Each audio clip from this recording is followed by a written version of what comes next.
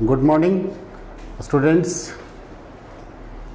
Welcome back to Gaya Guidance Program, the virtual school of Gaya. Today, myself, Sarvagyanand Mishra, from Plus 2 Jagul Al Mehta High School, Kujapi. I am present here with my fourth lecture of the chapter in which we are continuing Plant Kingdom. Still, we have studied about the plant kingdom. First of all, I would like to review all the topics whatever I have studied. So, as per the scientist, plant kingdom has been divided. Plant kingdom has been divided. Plant kingdom or planting has been divided into two groups. First, cryptogames. Second, phanerogames. These are non-flowering plants. Non-flowering plants. And these are flowering plants. Flowering plants. Okay? So, these are non-flowering plants. As per the meaning, this is also clear. These cryptogames is made up of two words, cryptus and gammus. Cryptus means hidden and gammus means wedding or marriage. It means the wedding or the marriage is taken place hidden. It means in this plant group there is no any sex organ is present, but in this phanerogames the sex organ that is present is flower. Flower is the sex organ of the plant. So flower is present here. These are called phanerogames.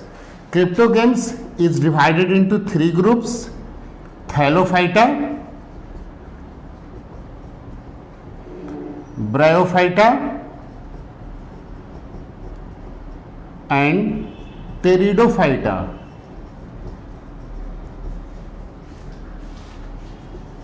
मैं आपको याद दिलाना चाहूँगा मेरे बच्चे कि हम लोगों ने अब तक थैलोफाइटा, ब्रायोफाइटा और टेरिडोफाइटा का अध्ययन क्रिप्टोगेम्स के अंतर्गत कर लिया था।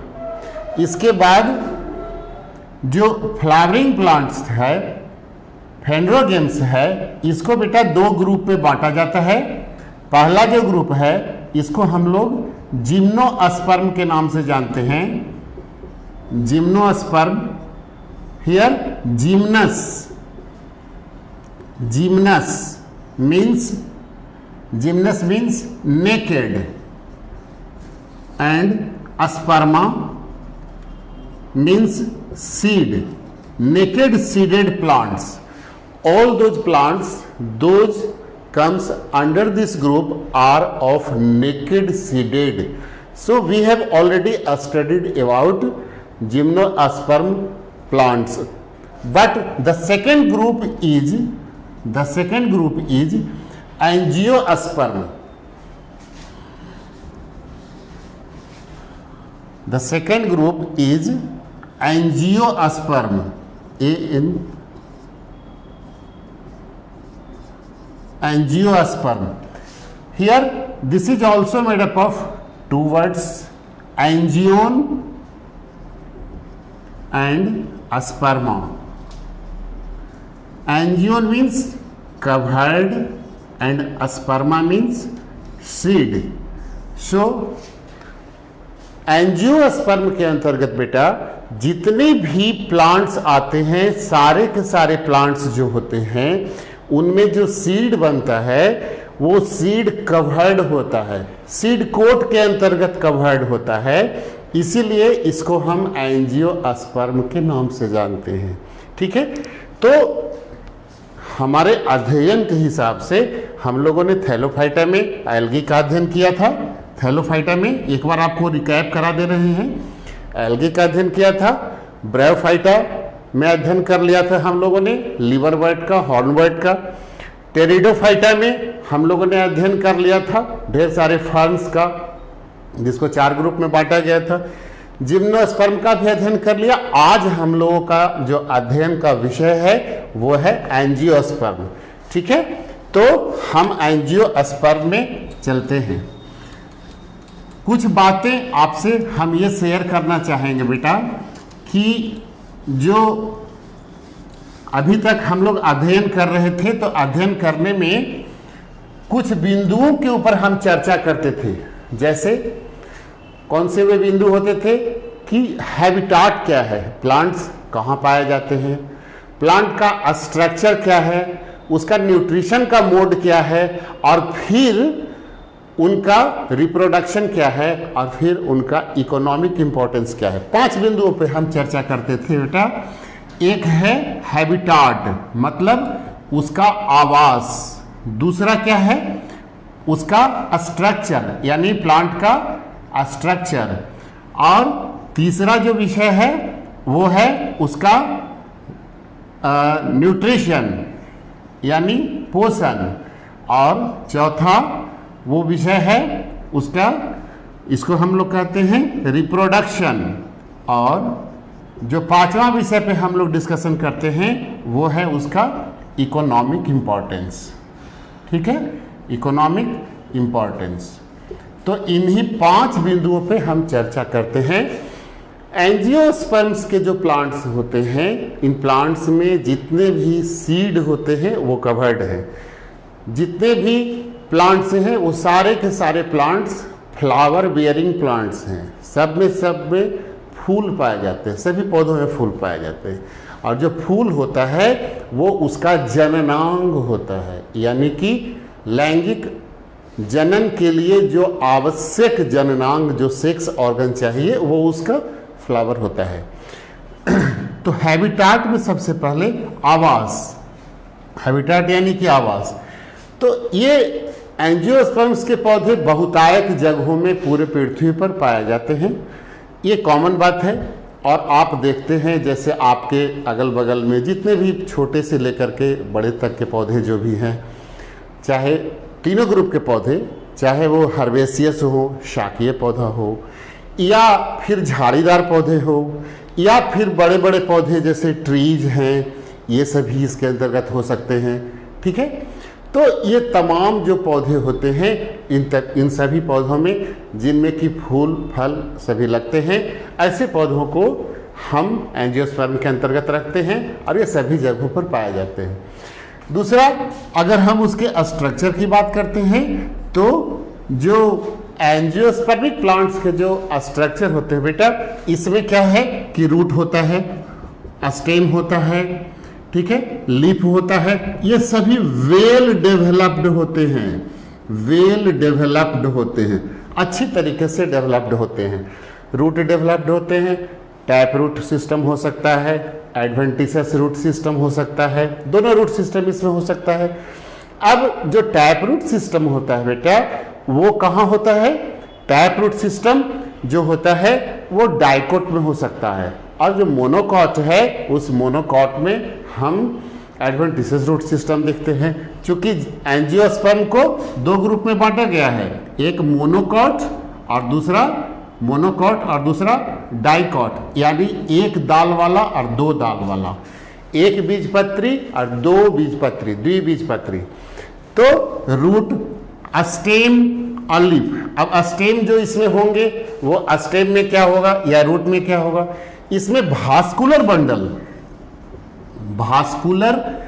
बंडल जो है वो वेल डेवलप्ड होता है। आप पूछना चाहोगे कि सर भास्कुलर बंडल क्या होता है? तो भास्कुलर बंडल जैसा आप टिश्यू सिस्टम में क्लास 9th में ही आप लोगों ने पढ़ा होगा कि जो टिश्यू होते हैं, प्लांट टिश्यू, वो बेसिकली 2 प्रकार के होते हैं। एक होता है मेरिस्टेमेटिक टिश्यू और दूसरा होता है परमानेंट टिश्यू।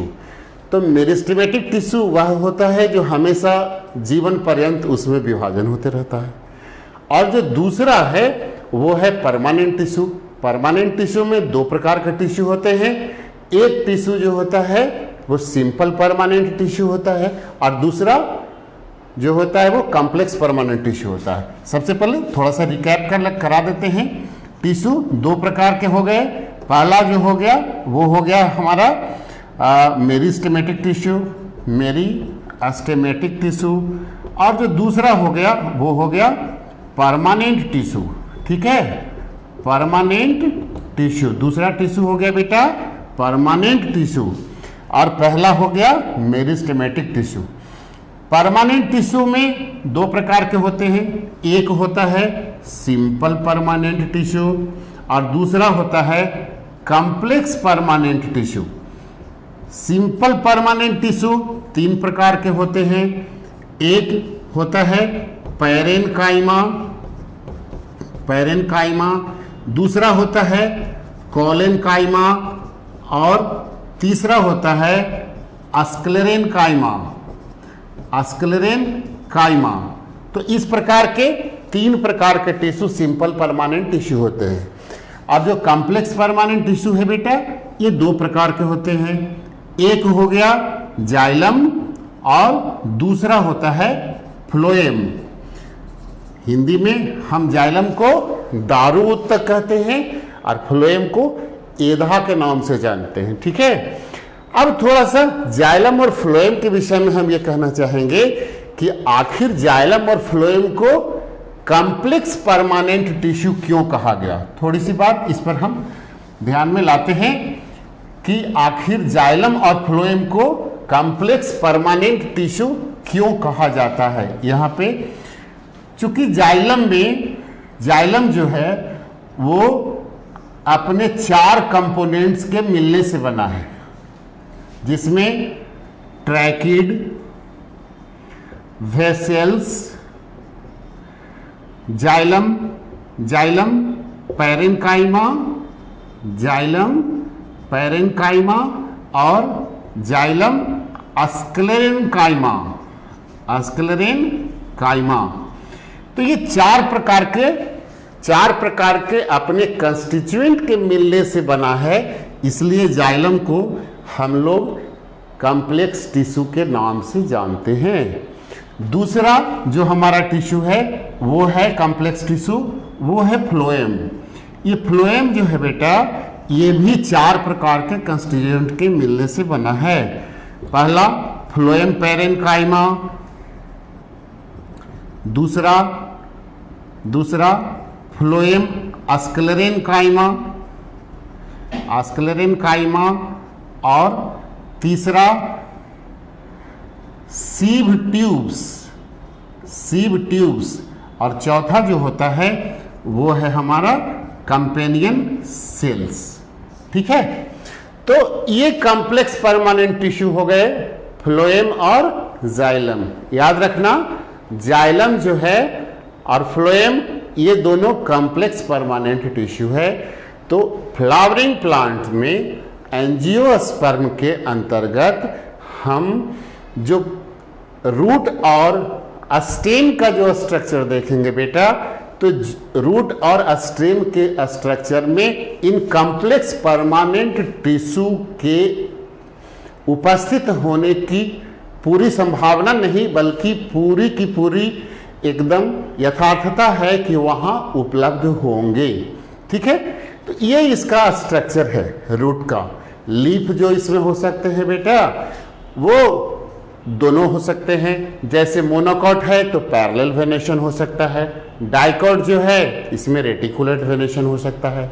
ठीक है, इसके अलावा स्टेम, रूट, लीफ के अलावा इसमें बड हो सकते हैं, कली लगेगा, कली के ऊपर फूल लगेगा। अब फ्लावर के बारे में जैसे मैंने बताया कि फ्लावर जो है प्लांट का वो सेक्स ऑर्गन है। तो बेसिकली हम यहाँ पे एंजियोस्पर्म में ज़्यादा से ज़्यादा फोकस करते हैं। एंजियोस्पर्म में किस चीज़ के ऊपर?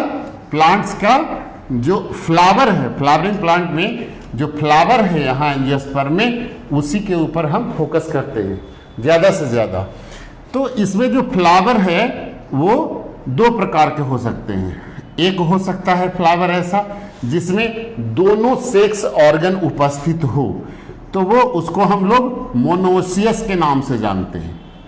और जो दूसरा होगा उसको हम लोग डायोसियस के नाम से जानते हैं। यानी मोनोसियस मतलब हो गया बाइसेक्सुअल, दोनों सेक्स ऑर्गन इसमें उपस्थित होगा, या इसका दूसरा नाम हर्माफ्रोडाइट भी है, हर्माफ्रोडाइट भी है। डायोसियस मतलब यूनिसेक्सुअल फ्लावर, यूनिसेक्सुअल फ्लावर है। ये जो होगा बेटा यूनिसेक्सुअल फ्लावर, इसमें या तो मेल सेक्स ऑर्गन होगा या तो फीमेल सेक्स ऑर्गन होगा, लेकिन इसमें मेल सेक्स ऑर्गन भी होंगे एंड फीमेल सेक्स ऑर्गन भी होंगे, दोनों के दोनों सेक्स ऑर्गन इसमें उपस्थित होंगे। अब हम चले आते हैं, आप पूछोगे कि सर ये सेक्स ऑर्गन्स क्या हैं? फ्लावर को आपने कहा कि flower is the sex organs of the plant, तो क्या फ्लावर में सिर्फ सेक्स ऑर्गन्स ही है या उसके अलावा भी कुछ होते हैं? तो बेसिकली जब हम देखते हैं एक फ्लावर के स्ट्रक्चर को, तो हम देखते हैं बेटा कि उसमें दो होर्ल होता है। फ्लावर में दो होर्ल है। जो पहला होर्ल है फ्लावर का, उसको हम लोग कहते हैं एक्सेसरी होर्ल, एक्सेसरी होर्ल कहते हैं। और दूसरा जो होता है वो होता है एसेंशियल होर्ल, एसेंशियल होर्ल और एक्सेसरी होर्ल। जो एक्सेसरी होर्ल है बेटा, इसमें क्या होगा, इसमें दो पार्ट होते हैं। एक पार्ट को हम लोग कैलिक्स के नाम से जानते हैं और दूसरे को कोरोला के नाम से जानते हैं, कैलिक्स और कोरोला।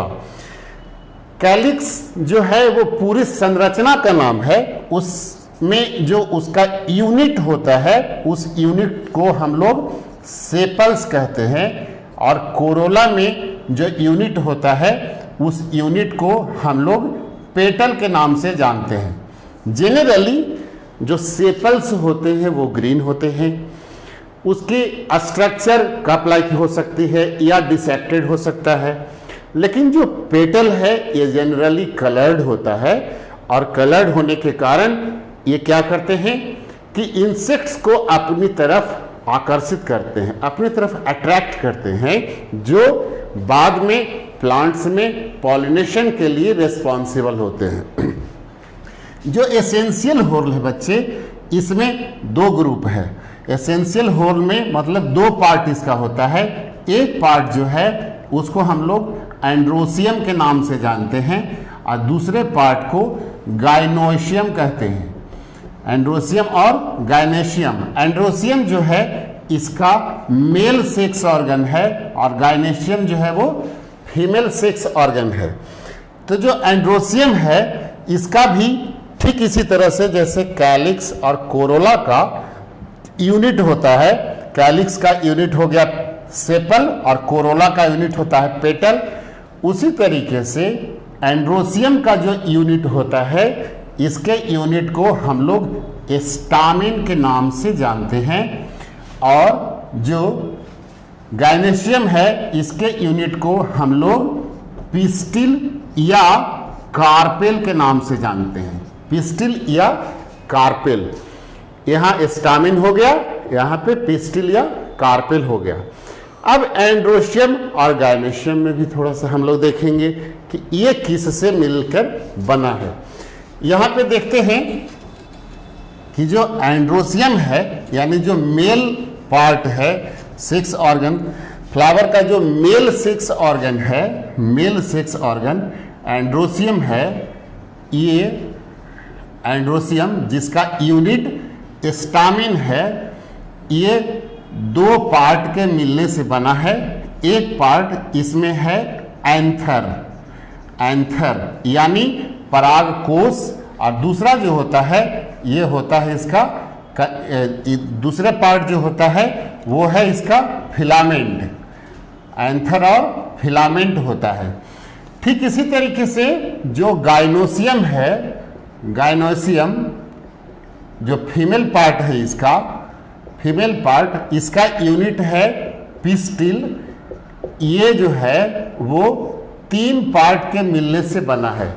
इसमें 3 पार्ट में पहला कौन सा है, ये है स्टिग्मा, दूसरा है स्टाइल और तीसरा है ओवरी। स्टिग्मा, स्टाइल और ओवरी, तो ये तीनों के मिलने से जो बना इसको हम लोग पिस्टिल कहते हैं। और जो पिस्टिल है वो ही यूनाइट होकर के गाइनेशियम बनाता है बेटा।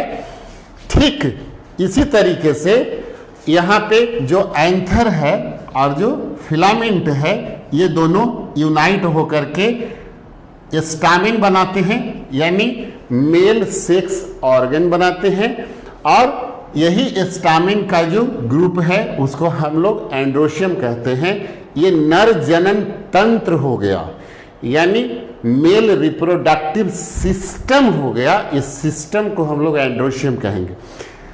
अब थोड़ा सा हम आप लोगों को इस फ्लावर के माध्यम से बच्चे हम आपको दिखाना चाहते हैं कि आखिर कहाँ होता है सेपल, कहाँ होता है पेटल, कहाँ होता है एंड्रोशियम, कहाँ होता है गाइनेशियम। तो जरा सा आप देखो बेटा, ये जो फ्लावर है ये चाइना रोज का फ्लावर है, ठीक है। ये चाइना रोज का फ्लावर है, उड़हुल या गुड़हल के नाम से जानते हैं। वर्ल्ड के डिफरेंट कॉर्नर में इसको डिफरेंट नाम से जाने जाता होगा, लेकिन यहाँ पे हम लोग इसे उड़हुल या गुड़हल या चाइना रोज के नाम से जानते हैं। इसका वैज्ञानिक नाम हिबिस्कस रोजा चाइनेंसिस होता है, ठीक है। तो इस हिबिस्कस रोजा चाइनेंसिस में आप देख सकते हो कि ये जो पार्ट है इस फूल में, ये जो डंडी लगा हुआ है, इस डंडी को सबसे पहले हम लोग स्टॉक यानी डंठल कहते हैं।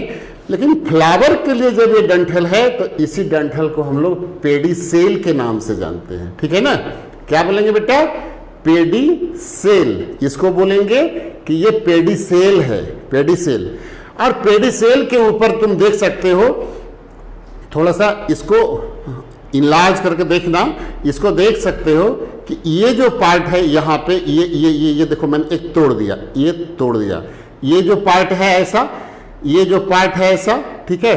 ये 3 3 3 3 4, ये 5, ये 6, ऐसा जो तोड़ दिया। यहाँ जो संरचना आपको दिख रही होगी, ये जो संरचना, ये संरचना क्या है, इसको हम लोग ईपीकैलिक्स कहते हैं। क्या बोलेंगे भाई, इसको ईपीकैलिक्स के नाम से जानते हैं।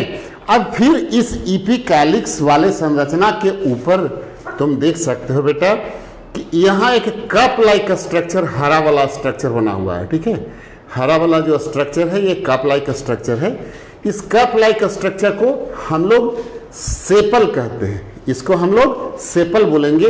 इस कप लाइक स्ट्रक्चर में सारे यूनाइट हो गए हैं, ये सेपल है। और ये जब यूनाइट होकर के जब इस तरह का कंडीशन बनाता है, इसको हम लोग गैमोसेप्लस कहते हैं, गैमोसेप्लस कंडीशन। तो ये खैर जो भी है वो फिर आपको मॉर्फोलॉजी के चैप्टर में जो सर या मैम पढ़ाएंगे, बताएंगे, वो आपको बताएंगे। तो यहाँ ये गैमोसेप्लस कंडीशन है, ये सेपल्स है। और ये यूनाइट जब हो गया तो इसको कैलिक्स कहेंगे। और जब एक इसमें से एक एक को अगर अलग कर देते हैं तो ये इसका एक एक पार्ट जो है वो सेपल्स कहलाता है।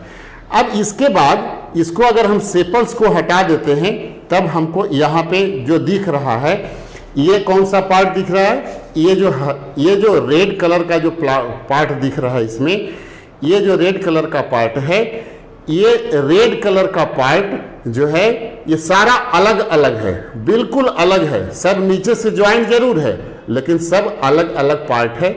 और ये जो अलग पार्ट है, इस पार्ट को हम लोग पेटल्स के नाम से जानते हैं। और सब पांचों को जब एक साथ हम लोग यूनाइट कर देते हैं तो इसको हम लोग पांचों को जब एक साथ यूनाइट कर देते हैं तो हम लोग इसको कोरोला कहते हैं। क्या बोलते हैं बेटा, कोरोला, कोरोला कहते हैं, ठीक है। ये कोरोला हो गया, ठीक है ना, कोरोला। ये कलर्ड पार्ट जो कोरोला है, सारे प्लांट्स में जिसमें फ्लावर होता है वहाँ रंगीन मिलेगा, कलर्ड मिलेगा। ये जो कलर्ड पार्ट है, ये फ्लावर्स का जो कलर्ड पार्ट है, ये अट्रैक्ट करता है अपने तरफ इंसेक्ट्स को, जिसका इंसेक्ट्स इसके तरफ अट्रैक्ट होते हैं और अट्रैक्ट होने के बाद वो पॉलिनेशन को अंजाम देते हैं। यहाँ तक बात समझ में आ रही होगी, ठीक है। अब ये जो है कैलिक्स, जो कोरोला है, पेटल्स जो है, पेटल्स को जरा सा फिर हम डिसेक्ट कर देते हैं, यहाँ से इसको हम हटा देते हैं। ये सारे हट गए, सब अलग अलग था, तो अलग होने के कारण इसको हम लोग पॉलीपेटलस कंडीशन बोलते हैं। ये कंडीशन जो है वो पॉलीपेटलस कंडीशन है। पॉलीपेटलस कंडीशन से ये सारे पेटल्स को हम हटा देते हैं, ठीक है, सारे पेटल्स को हम हटा देते हैं। तो पेटल्स को हटा दिया, सेपल्स को हटा दिया, तो प्लांट्स में से हट क्या गया, पेटल्स को भी हटाया और सेपल्स को भी हटाया। तो प्लांट में से जो फ्लावर था, उस फ्लावर में से हमारा ये एक्सेसरी होल हट गया, कैलिक्स और कोरोला हट गया। अब जो बच गया वो एसेंशियल होल, गायनेशियम और एंडोशियम, जायांग, पुमंग, पुमंग, और इसका हिंदी हम बोलते हैं स्टामिन, हिंदी में स्टामिन कहते हैं, ठीक है, हिंदी में इस स्टामिन को पुंकेसर कहते हैं। पुमंग, पुंकेसर, जायांग और स्त्री केसर, जिसको स्त्री केसर। तो अब यहाँ पे इसमें देख सकते हो कि ये जो पार्ट है, इस पार्ट में सबसे नीचे में सबसे यहाँ ऊपर में जो संरचना, इस प्रकार की जो संरचना दिख रही है, ये संरचना 5 ऐसी संरचनाएं ऊपर में दिख रही है। इस संरचना को हम लोग स्टिग्मा कहते हैं, स्टिग्मा। और उसके ठीक नीचे ये जो रेड जैसा जो ये ऊपर से एक ट्यूब लाइक स्ट्रक्चर दिख रहा है, ये इसके चारों तरफ एक छोटे ऐसे तंतु इसमें लगे हैं, छोटे तंतु लगे हैं। और इस तंतु में, इस छोटे तंतु में, धागे में, यहाँ इस प्रकार की संरचना आपको देखने को मिलेगी। इस तरह से जो संरचना है ट्यूबलाइक स्ट्रक्चर, इसमें ऐसे तंतु लगे हैं, यानी फिलामेंट है, और इस फिलामेंट में एक ऐसे बीन शेपेड स्ट्रक्चर देखने को मिल रहा है। ये ऐसे ही ढेर सारी संरचनाएं इस प्रकार की दोनों ओर लगी हुई है। ऐसी संरचना को हम लोग, इसी संरचना को, इसको एंथर कहते हैं, इसको हम लोग एंथर कहते हैं। और ये जो स्ट्रक्चर है, या इसको हम लोग फिलामेंट के नाम से जानते हैं, एंथर और फिलामेंट।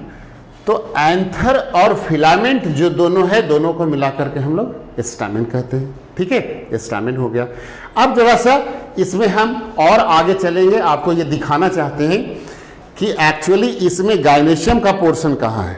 अब इसको भी हम, जो ऊपर से पार्ट है, इसको हटा देते हैं। ये जो पार्ट है एंथर का, इसको हम हटा देते हैं, ठीक है ना। एंथर का पार्ट हम इसको हटा देते हैं, ठीक है। एंथर का पार्ट आपके सामने हम इसको डिसेक्ट कर देते हैं, हटा देते हैं। धीरे धीरे, थोड़ा सा वक्त लग रहा है मेरे को करने में इसका। यहाँ पे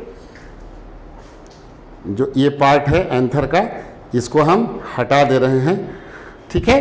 तो आप क्या सोच सकते हो, जब एंथर को जब हम हटा देंगे तो क्या मिलना चाहिए हमें।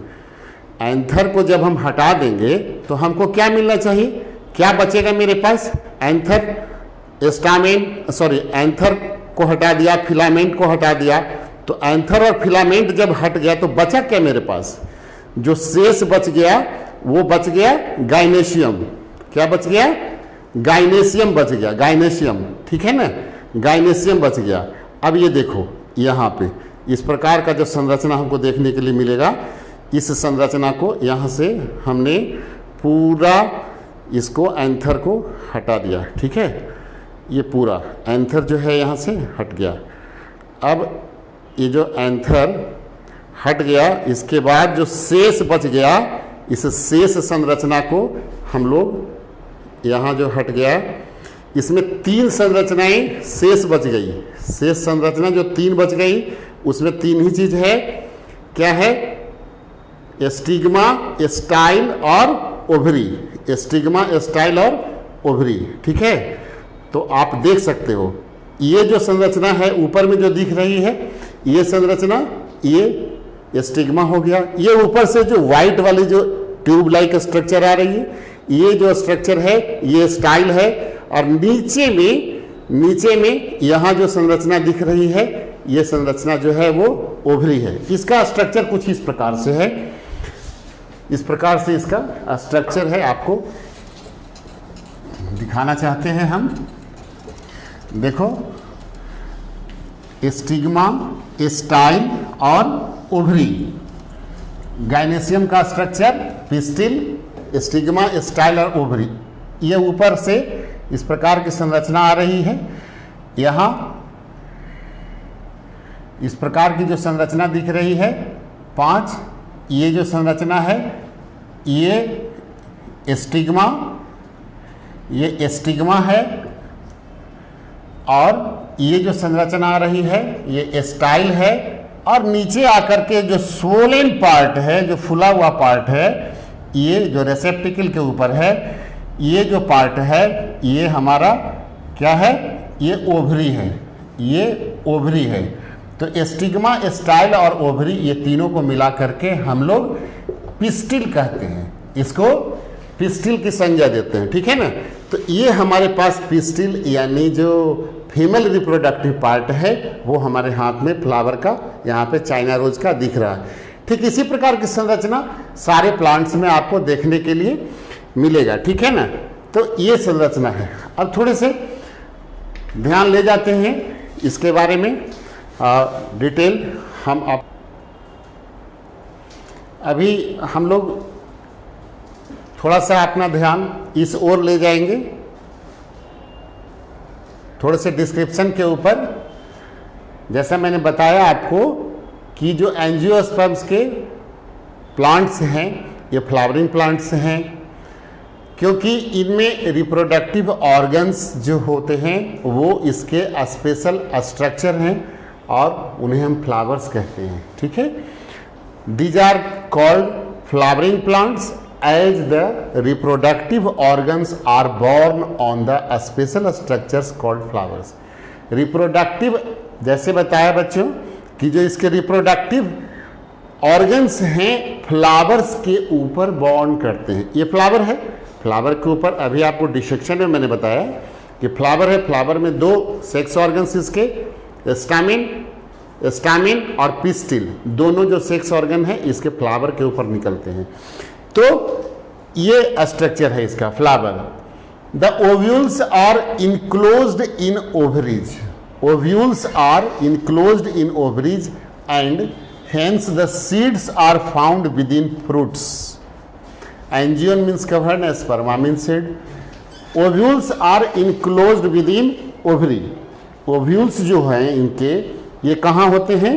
ओव्यूल्स जो हैं ये प्रेजेंट होते हैं ओवरी के अंतर्गत। आप ये देखो, ये ओवरी है, ये ओवरी है। आप अपने घरों पे या अपने लैब में इस प्रकार से जब डिसेक्शन करके देखोगे तो ये ओवरी है।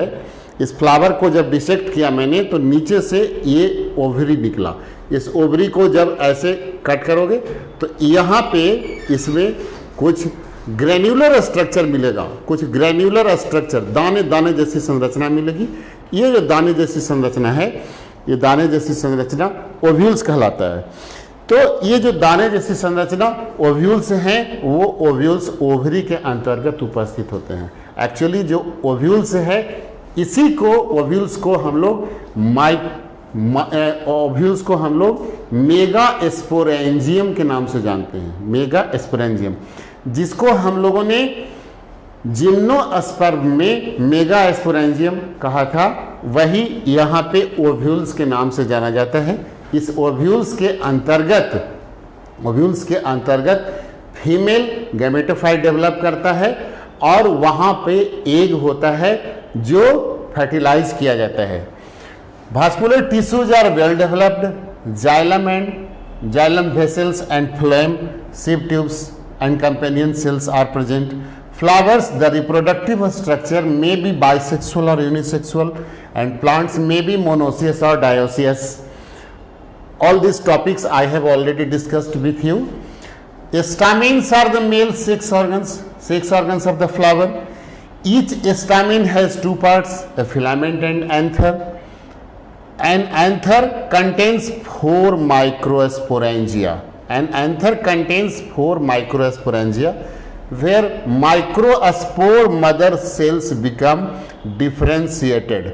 अब जरा सा यहाँ पे हम आप लोगों को फिर एक बार ये दिखाना चाहेंगे कि जो एंथर होता है, इस एंथर में 4 माइक्रोस्पोरेंजिया होता है, 4 माइक्रोस्पोरेंजिया होता है। ये जो आप देख रहे हो फिलामेंट, और फिलामेंट के ऊपर जो ये एंथर है, इस एंथर को जब डिसेक्ट करोगे तो यहाँ पे आपको क्या मिलेगा, इस प्रकार के एक स्ट्रक्चर मिलेंगे, जिसमें इस प्रकार का स्ट्रक्चर मिलेंगे। इस स्ट्रक्चर में आपको 4 लोक्यूल्स मिलेंगे, 4 यहाँ पे आपको इस प्रकार के कंपार्टमेंट्स मिलेंगे, जिसमें माइक्रोस्पोर जो है वो डेवलप करते हैं। ठीक है, तो 4 माइक्रोस्पोरेंजिया है, ये जो है वो 4 माइक्रोस्पोरेंजिया है, और 4 माइक्रोस्पोरेंजिया के अंतर्गत ढेर सारे माइक्रोस्पोर मदर सेल्स, यहाँ माइक्रोस्पोर मदर सेल्स डेवलप करते हैं। यही माइक्रोस्पोर मदर सेल जो है बेटा बाद में क्या होता है, यही माइक्रोस्पोर मदर सेल जो है एक इस प्रकार का राउंड स्ट्रक्चर बनाता है, जो अंदर से क्या होता है कि ये डबल लेयर्ड होता है, और बाहर से एक डिजाइन जैसा ऐसा स्ट्रक्चर बन जाता है, जो हम इसे पॉलन ग्रेन्स के नाम से जानते हैं। ठीक है, पॉलन ग्रेन्स। ये पॉलन ग्रेन्स में जो बाहरी जो डिजाइन वाला लेयर है ना, इस लेयर को हम लोग एक्साइन कहते हैं, और जो भीतरी लेयर है डबल लेयर स्ट्रक्चर, इसको हम लोग इंटाइन के नाम से जानते हैं, इंटाइन। ठीक है, इंटाइन एक्साइन। तो ये पॉलन ग्रेन्स बन जाता है। इस पॉलन ग्रेन्स को हम लोग क्या कहते हैं, माइक्रोस्पोर्स कहते हैं, माइक्रोस्पोर्स, जो कि माइक्रोस्पोर मदर सेल्स में डिफरेंशिएशन के कारण बनता है। अब ईच माइक्रोस्पोर मदर सेल्स जो है वो मियोसिस में जाता है, और मियोसिस में जाने के बाद 4 माइक्रोस्पोर बनाते हैं। ठीक है, microspore mother cell, microspore mother cell कहाँ जाता है, मियोसिस में। मियोसिस का मतलब क्या होता है, अर्धसूत्री विभाजन। मतलब ये 2n स्ट्रक्चर था, ये स्पोरोफिटिक स्ट्रक्चर था, और जब ये मियोसिस में चला जाएगा तो हैप्लॉइड स्ट्रक्चर बनाएगा। ये जो हैप्लॉइड स्ट्रक्चर बनाया, ये हैप्लॉइड स्ट्रक्चर माइक्रोस्पोर कहलाएगा, और यही माइक्रोस्पोर जो है फाइनली पॉलन ग्रेन्स में कन्वर्ट हो जाता है, यही पॉलन ग्रेन्स बना लेता है। ठीक है, तो इसका डेवलपमेंट कहाँ से हो रहा है, इससे हो रहा है डेवलपमेंट। ठीक है, पॉलन ग्रेन्स, ये पॉलन ग्रेन्स में कन्वर्ट हो जाता है। ठीक है, पॉलन ग्रेन्स में जो माइक्रोस्पोर मदर सेल है, माइक्रोस्पोर मदर सेल में मियोसिस होता है, उसके फलस्वरूप 4 माइक्रोस्पोर बनते हैं, और वो माइक्रोस्पोर फाइनली फिर पॉलन ग्रेन्स में कन्वर्ट हो जाता है। ठीक है, तो इस तरह से ये जो हमारा मेल स्पर्म इसी के अंतर्गत होता है, इसी माइक्रोस्पोर के अंतर्गत मेल जो स्पर्म है वो मौजूद होता है, और जो फीमेल गैमिट है वो फीमेल गैमिट मौजूद है कहाँ, फीमेल गैमिट जो है वो ओव्यूल के अंतर्गत मौजूद होता है। ठीक है, ओव्यूल के अंतर्गत होती है। तो फीमेल सेक्स ऑर्गन पर थोड़ी सी चर्चा हम करते हैं। Female sex organs of a flower is pistil or gynoecium. The pistil has 3 compartments, ovary, style and stigma. I have already shown you in the flower what is the stigma, what is the style, and that is ovary. So each ovule, जिसको megasporangium कह रहे हैं, gymnosperm भी इसको हम लोगों ने megasporangium कहा था, इसी में फीमेल कोन बना था, female cone. Each ovule has body called nucellus. Ovule में न्यूसेलस होता है, जो कवर्ड होता है 2 इंटेगुमेंट्स से, 2 इंटेगुमेंट्स, इस पर डबल लेयर होता है, जो 2 इंटेगुमेंट्स होता है। जिम्नोस्पर्म में ये था सिंगल इंटेगुमेंट का लेयर था, यहाँ डबल इंटेगुमेंट्स का लेयर होता है, except at the micropylar. Micropylar इन पर यहाँ पे डबल लेयर नहीं होता है। फिर जो मेगास्पोर मदर सेल है, ये मेगास्पोर मदर सेल, जैसे उसमें जैसे मेल वाले में माइक्रोस्पोर मदर सेल का में डिफ्रेंसिएशन होता है और वो डिफ्रेंशिएट होकर के क्या बनाता है वहां पर बेटा, वहां पे पॉलन ग्रेन्स बनाता है। ठीक इसी प्रकार से मेगास्पोर मदर सेल्स जो है ये डिफ्रेंशिएट होता है। इसमें डिफ्रेंशिएशन के कारण न्यूसेलस जो है वो मियोसिस में चला जाता है और मियोसिस में जाने के बाद अल्टीमेटली उसमें एक फंक्शनल मेगास्पोर, सारे नहीं, कोई एक फंक्शनल मेगास्पोर जो होता है वो ही इनलार्ज हो जाता है और इनलार्ज होने के बाद वो फीमेल गैमेटोफाइट बनाता है जिसे हम एम्ब्रायो सैक के नाम से जानते हैं। ठीक है, फीमेल गैमेटोफाइट बनाता है जिसे एम्ब्रायो सैक के नाम से हम जानते हैं। उसी स्ट्रक्चर को थोड़ा यहाँ पे दिखा दे रहे हैं एक बार फिर। ये पॉलन ट्यूब, ठीक है, ये पॉलन ट्यूब है ना, पॉलन ट्यूब, ये पॉलन ट्यूब है। और ये जो फ्लावर का स्ट्रक्चर है इसमें जो कलर्ड पार्ट है, ये कलर्ड पार्ट क्या है, कोरोला, रंगीन पार्ट, जिसके कारण इंसेक्ट इसके ऊपर आकर्षित होते हैं। ठीक है। स्टिग्मा स्टाइल ओवरी, ये पिस्टिल हो गया। ये पेडिसेल जो डंठल है, स्टॉक, फ्लावर का स्टॉक पेडिसेल। लीफ में अगर यही होगा तो इसको पेटियोल बोलेंगे, याद रखना। लीफ में जब होता है बेटा तो इसको हम लोग इस डंठल को पेटियोल कहते हैं। और फ्लावर में जब हो गया तो इसको पेडिसेल कहेंगे। जिस फ्लावर में पेडिसेल होता है, स्टॉक होता है, वह फ्लावर पेडिसिलेट फ्लावर कहलाता है, पेडिसिलेट।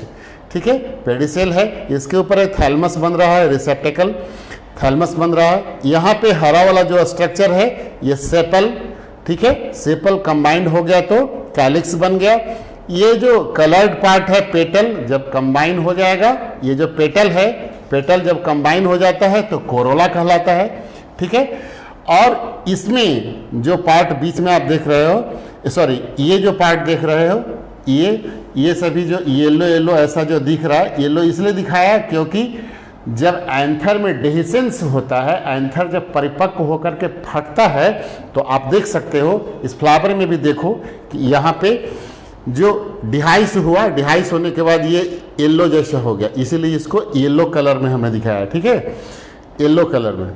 तो ये जो है वो उसका एंथर है और एंथर में लगा हुआ कनेक्टिव, एंथर और फिलामेंट, ये दोनों को स्टामिन कहते हैं। ठीक है। अब यहाँ जो है स्टिग्मा, इसके ऊपर से एक आती हुई इस प्रकार के फिलामेंटस स्ट्रक्चर, स्टाइल, और नीचे आके स्वोलन पार्ट जो है, फूला हुआ पार्ट, ये ओवरी है, अंडाशय, नाम से स्पष्ट है, अंडाशय। आशय मतलब जैसे जलाशय कहते हो, मतलब जल रखने का जो जगह है। ठीक है। पित्ताशय लीवर को कहा जाता है, पित्त रखने का जगह। ठीक उसी प्रकार से अंडाशय यानी ओवरी, ओवरी में क्या रहेगा, अंडाशय है तो क्या रहेगा, क्या रहेगा, अंडा। ठीक है, यहाँ अंडा होगा। इस अंडा को हम लोग क्या बोलते हैं, ओव्यूल। ये ओव्यूल है, ओव्यूल है।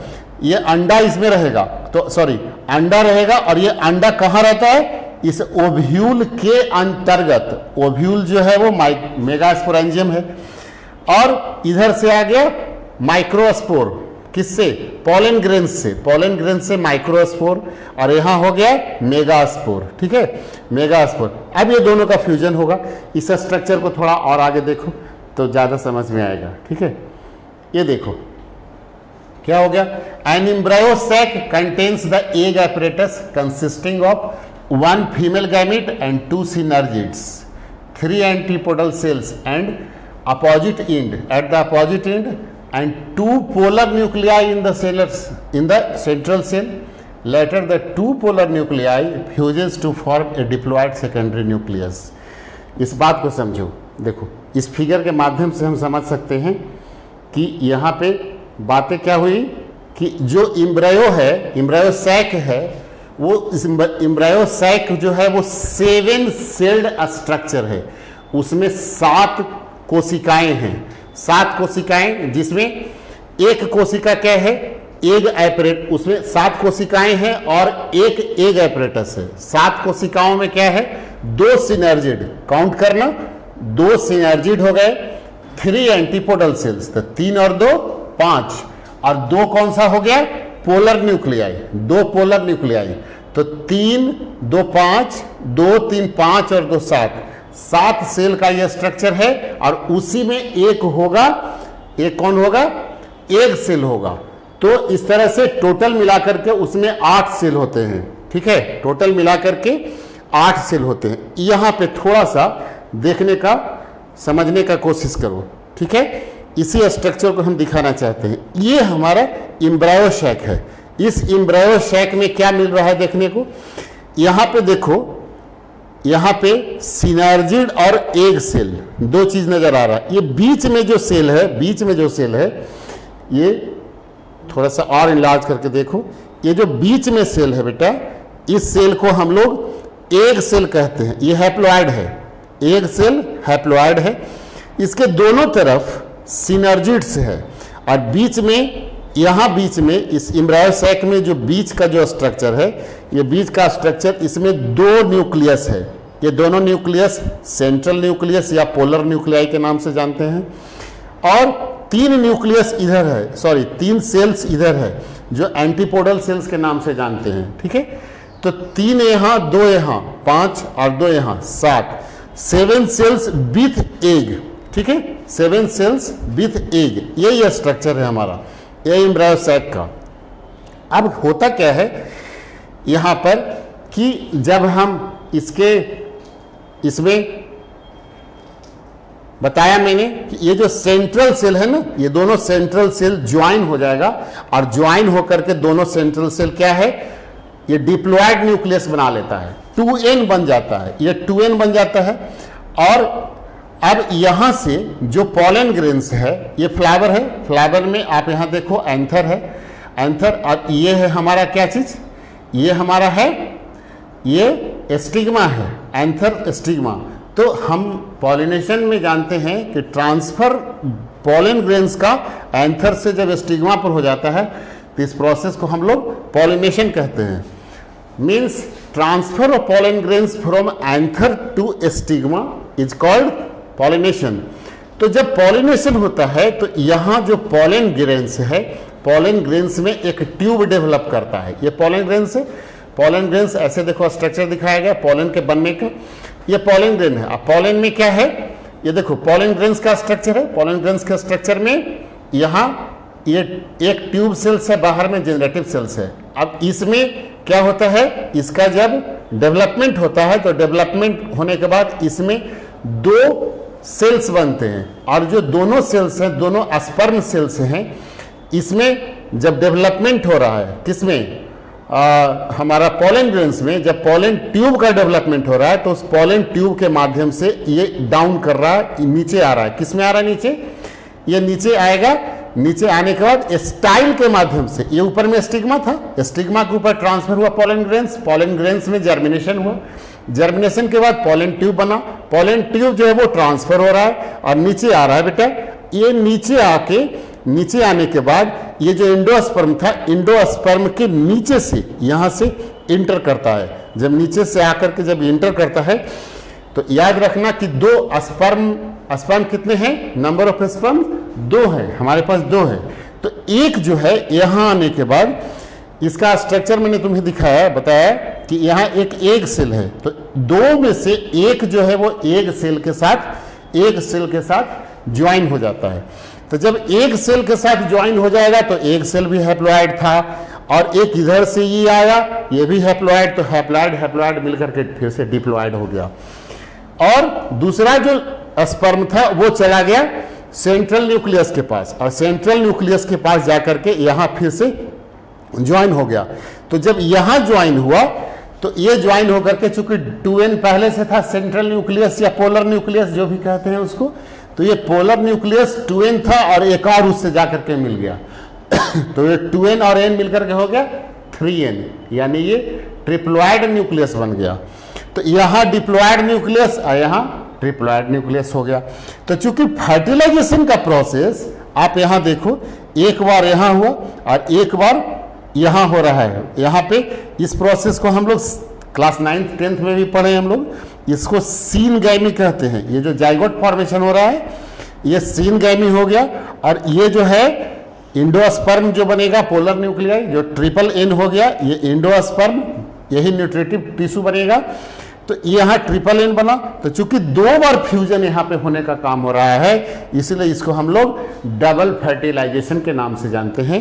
ये जो डबल फर्टिलाइजेशन या ट्रिपल फ्यूजन जो हुआ, ये यूनिक फीचर है बेटा एंजियोस्पर्म का। ये सिर्फ और सिर्फ एंजियोस्पर्म में ही होता है, उसके अलावा किसी भी प्लांट ग्रुप में ये नहीं होता है। तो इस प्रकार से बन गया और फिर इसी का डेवलपमेंट होता है। तो चूंकि ये ओवरी है, ओवरी के अंतर्गत में ओव्यूल्स हैं, ठीक है, तो कंप्लीट जो ओव्यूल्स है वो सीड में कन्वर्ट हो जाते हैं और जो ओवरी है वही मैच्योर होकर के फिर से पूरा फ्रूट बन जाता है, ठीक है। तो इस तरह से जो ओव्यूल्स हैं, सॉरी जो सीड है वो सीड ओवरी के अंतर्गत है, यानी वो कवर्ड है, इसलिए इसको हम लोग एंजियोस्पर्म की संज्ञा देते हैं।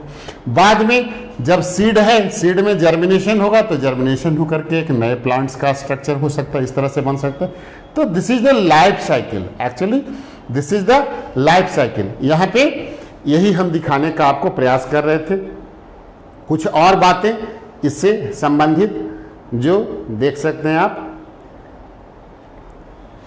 क्या था जो अभी बता दिया उसी के बारे में नोट्स देख लो।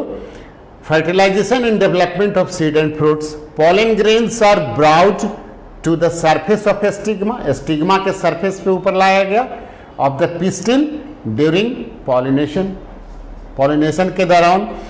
ये इसमें पॉलिनेशन कैसा होगा? पॉलिनेशन हवा के द्वारा हो सकता है, पॉलिनेशन कीटों के द्वारा हो सकता है, पॉलिनेशन पानी के द्वारा हो सकता है, पॉलिनेशन किसी जंतु के द्वारा हो सकता है, अलग अलग प्रकार से पॉलिनेशन इसमें हो सकता है। यानी transfer pollen grains from anther to stigma is taken place by the various agencies, either by the process of anemophily और by ornithophily like birds, like chiropterophily like bats, like zoophily by animals, like hydrophily by water, and so on. So different type of pollination is taken place in the case of angiospermic plants. After pollination, post pollination processes, each pollen grains germinates forming a pollen tube that carries 2 male gametes, that is 2 sperms, to the embryo sac growing through the tissues of stigma and style. Stigma पे गिरा, stigma पे गिरा, यहाँ stigma पे यहाँ से develop, यहाँ पे गिरने के बाद यहाँ एक पोलन ट्यूब डेवलप करेगा, पोलन ट्यूब डेवलप करके ये चला आया कहाँ? नीचे। पोलन ट्यूब डेवलप करके सीधा ये कहाँ चला आएगा? ये नीचे आ जाएगा, इसमें ये नीचे आ जाएगा सीधा, कहाँ? ओवरी में आ जाता है, ठीक है। ये कहाँ आ जाता है? ये सीधा डेवलप करने के बाद ओवरी में आ जाता है, ओवरी के नीचे। और ओवरी के नीचे जो एम्ब्रायो सैक का स्ट्रक्चर है, उस एम्ब्रायो सैक में ये इंटर करता है। एम्ब्रायो सैक में इंटर करने के बाद फिर क्या होगा? एम्ब्रायो सैक में जब इंटर किया तो एम्ब्रायो सैक में इंटर करने के बाद जो 2 मेल गैमेट था, उसमें से एक मेल गैमेट जो है वो फीमेल गैमेट जो सिनर्जिड से दोनों तरफ से, सिनर्जिड से दोनों तरफ से, देखो यहाँ ये सिनर्जिड से दोनों तरफ से जो सुरक्षित है, जो एग सेल है, इस एग सेल से आकर के मिल जाता है। तो यहाँ पे जाइगोट का फॉर्मेशन हो जाता है, फर्टिलाइजेशन का काम हो गया, सीनगैमी हो गया। और जो दूसरा है, वो जो दूसरा वाला है, वो दूसरा वाला कहाँ चला जाता है? दूसरा यहाँ पे सेकेंड जो जाइगोट बन गया, and the second male gamete fuses with the secondary nucleus, secondary nucleus जो बीच में पोलर न्यूक्लियस था उससे, and form triploid primary endosperm PEN, या ट्रिपल फ्यूजन हो गया। चूंकि इसमें 2 बार फ्यूजन का काम होता है, ठीक है, इस ओवुल में 2 बार फ्यूजन का काम होता है फर्टिलाइजेशन के दौरान, इसलिए इस फिनोमिनन को हम लोग डबल फर्टिलाइजेशन के नाम से जानते हैं। एक यूनिक फीचर है एंजियोस्पर्म्स का। After fertilization synergids and antipodal cell से डिजेनरेट। अब क्या होता है बेटा कि यहाँ पे जब फर्टिलाइजेशन का काम हो गया तो फर्टिलाइजेशन के बाद जो ये एंटीपोडल सेल्स हैं और जो सिनर्जिड्स, ये दोनों डिजेनरेट हो जाते हैं। मतलब ये समाप्त हो जाते हैं, हट जाते हैं, ठीक है, हट जाते हैं। और क्या होगा, जो जाइगोट है वो डेवलप करेगा, एम्ब्रायो में ही डेवलप करेगा, भ्रूण के अंदर उसका विकास होता है, and primary endosperm nucleus develops into endosperms, endosperm में डेवलप हो जाता है, and ovules gradually transforms into seeds and ovary into fruits. ये बात मैंने पहले भी आपको बताया इस तरह से। तो ये लाइफ साइकिल होता है, ये इस प्रकार से लाइफ साइकिल होता है एंजियोस्पर्म्स का, ठीक है। इसी से रिलेटेड आप इस फिगर में भी देख सकते हो। यहाँ पे क्या हो रहा है, ये देखो ये फ्लावर, इस फ्लावर में जो ये पार्ट है माइक्रोस्पोरेंजियम, ठीक है। अब इस माइक्रोस्पोरेंजियम एंथर है, एंथर जो है इसी के अंतर्गत जो स्पोर्स हैं, ये माइक्रोस्पोरेंजियम है। इस माइक्रोस्पोरेंजियम में माइक्रोस्पोर मदर सेल में मियोसिस के दौरान 4 सेल का फॉर्मेशन हुआ। मियोसिस में आप जानते हैं कि मियोसिस में नंबर ऑफ क्रोमोसोम्स जो है वो हाफ हो जाता है। तो ये माइक्रोस्पोर मदर सेल्स एंथर के अंदर पाए जाते हैं। इस माइक्रोस्पोर मदर सेल में जो मियोसिस हुआ, मियोसिस के कारण क्या बन गया, यहां बन गया बेटा 4 माइक्रोस्पोर बन गया। अब इस माइक्रोस्पोर मदर सेल में मियोसिस के कारण 4 माइक्रोस्पोर जो बना, इसी माइक्रोस्पोर में जब फिर से माइटोसिस होगा तो माइटोसिस के कारण इसका जो स्ट्रक्चर बनता है, इस स्ट्रक्चर को हम लोग क्या बोलते हैं, इसको पॉलन कहते हैं। ये माइक्रोगैमेटोफाइट है, ठीक है। इसका स्ट्रक्चर देखो, ये बाहर में डिजाइन जैसा स्ट्रक्चर जो दिख रहा है, ये डिजाइन वाला स्ट्रक्चर इसका क्या है, एक्साइन है, एक्साइन। और जो इंटरनल स्ट्रक्चर है ना, जो इंटरनल स्ट्रक्चर है, ये देखो इसके ऊपर ये वाला पार्ट, ये जो है सॉरी, ये जो स्ट्रक्चर है ये एक्साइन हो गया। अब ये जो भीतर का जो स्ट्रक्चर है, अंदर से जो वॉल लाइक स्ट्रक्चर, दीवार जैसी संरचना, ये इंटाइन हो गया। और अंदर में 2 प्रकार के सेल्स हैं, एक ट्यूब सेल्स और जेनरेटिव सेल्स। यही जेनरेटिव सेल्स के पास का जो वॉल होता है ना, ये थोड़ा सा वीक होता है, पॉलन यही वीक होता है, ठीक है। यही टूटता है और टूट करके यही से जो स्पर्म के न्यूक्लियस है वो बाहर निकलते हैं, ठीक है। ये टूट गया और टूटने के बाद ये ट्यूब सेल्स के माध्यम से ये बाहर निकल रहा है, और बाहर निकल करके ये जो स्पर्म्स हैं बाहर निकल गया। और बाहर निकल के कहाँ जाएगा, बाहर निकल के आया, तो बाहर निकल के आने के बाद ये एम्ब्रायो सैक में इंटर कर रहा है। एम्ब्रायो सैक में इंटर किया, एम्ब्रायो सैक में इंटर करने के बाद यहाँ जो पोलन ट्यूब जैसे देख रहे हो ऐसे इंटर किया। इंटर करने के बाद यहाँ एग सेल से जाकर के फर्टिलाइज हो गया। फर्टिलाइजेशन का प्रोसेस, सीनगैमी का काम यहाँ पे हो गया, ठीक है, सीनगैमी का काम हो गया। अब यहाँ पे जो दूसरा वाला है वो पोलर न्यूक्लियाई से जाकर के यहाँ पे मिल गया, यहाँ पे ट्रिपल फ्यूजन का काम हो गया, ठीक है, ट्रिपल फ्यूजन का काम हो गया है। तो इस तरह से ये काम कंप्लीट होता है। बाद में जो ये एंटीपोडल सेल्स हैं, सिनर्जिड्स से, ये दोनों के दोनों क्या होते हैं, एंटीपोडल सेल्स और सिनर्जिड्स, ये दोनों के दोनों डिजेनरेट हो जाते हैं, ठीक है। और फिर जो ओवुल्स है उसका फॉर्मेशन सीड के रूप में हो जाता है, और ओवरी जो है वो पूरा का पूरा फ्रूट बन जाता है, ठीक है। तो इस तरह से एक कंप्लीट बन जाता है, फिर इसका लाइफ साइकिल कंप्लीट हो जाता है। उसी स्ट्रक्चर को यहाँ पे थोड़ा और डिटेल में एक बार दिखलाना चाहेंगे हम।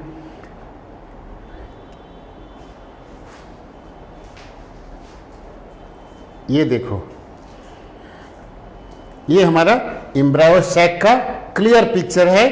ये एंटीपोडल सेल्स, ये दोनों सिनर्जिड्स हैं, ये एग सेल्स हैं, ये माइक्रोपाइलर एंड। मैंने बताया था ना कि जो इंटेगमेंट्स होते हैं वो बाई लेयर्ड होते हैं, 2 लेयर के हैं, लेकिन माइक्रोपाइलर एंड के पास जो होता है ये बाई लेयर नहीं होता है, ठीक है, बाई लेयर नहीं है।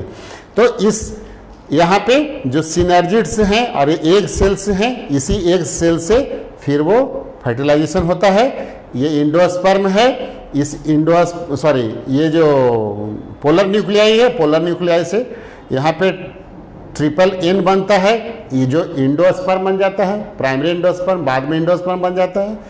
और विकास के क्रम में एंटीपोडल सेल्स और सिनर्जिड्स जो है वो डिसअपियर हो जाते हैं। इस तरह से इसका लाइफ साइकिल जो है वो कंप्लीट होता है। ठीक है, तो आज हम लोग इसके माध्यम से एंजियोस्पर्म्स के माध्यम से एंजियोस्पर्म के माध्यम से इसके डिस्क्रिप्शन के माध्यम से हम लोग प्लांट किंगडम के अंतर्गत एंजियोस्पर्म का अध्ययन हम लोगों ने किया।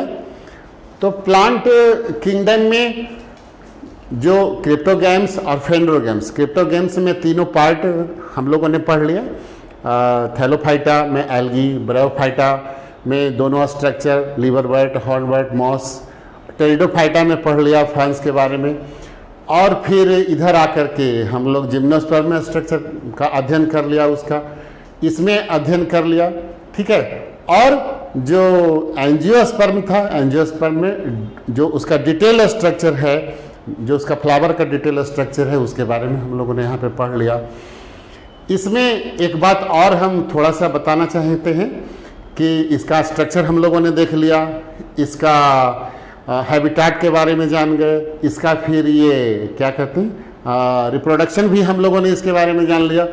फिर न्यूट्रिशन की जब बात करते हैं तो न्यूट्रिशन तो शुरू में भी मैंने बताया था कि सारे प्लांट्स में चूंकि वो ग्रीन हैं, तो ग्रीन होने के कारण ये फोटोसिंथेसिस करते हैं, तो फोटोसिंथेसिस ही इनके लिए न्यूट्रिशन का एकमात्र सोर्स है। उसमें और कुछ अलग से कुछ जोड़ने की आवश्यकता नहीं है। फिर इकोनॉमिक इंपॉर्टेंस की जब आप बात करते हो बेटा, तो इकोनॉमिक इंपॉर्टेंस इनके लिए बहुत ज़्यादा है, वाइड वैरायटी है इकोनॉमिक इंपॉर्टेंस का। ये फ्लावर्स जो हैं, प्लांट का एक एक पार्ट जो है बॉडी का, वो सारा का सारा इकोनॉमिक इंपॉर्टेंस का है।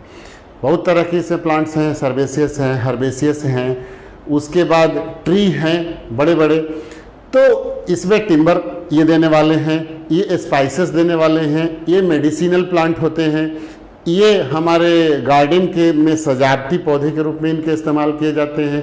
ठीक है, ऑर्नामेंटल्स होते हैं, तो डिफरेंट टाइप्स के इनके यूजेज होते हैं। तो आज हम एंजियोस्पर्म के इस लेक्चर को अभी कंप्लीट करते हैं यहीं पे, और आपसे एक रिक्वेस्ट होगा कि गया गाइडेंस प्रोग्राम का जो हमारा ये फेज़ 2 का जो आपके लिए ये कार्यक्रम चल रहा है, इसको ज़्यादा से ज़्यादा आप लोग देखो और इससे लाभान्वित हो।